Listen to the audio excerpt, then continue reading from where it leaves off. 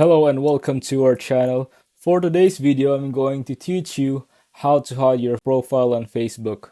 Before we get started, please don't forget to like and subscribe and click the notification bell for you to be updated to our latest tutorial videos. Without further ado, let's now begin. Let's hide your profile on Facebook.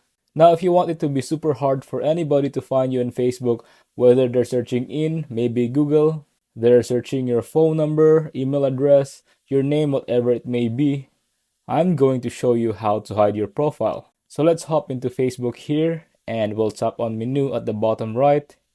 Now let's tap on the gear at the top right.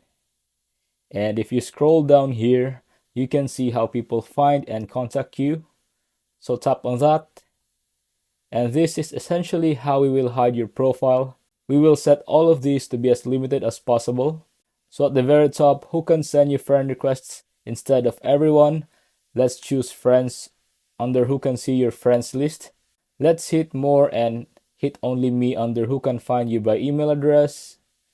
Let's switch it to only me who can find you by phone number. Let's switch that to only me, and then do you want search engines outside of Facebook to be able to find you? Let's switch that to off.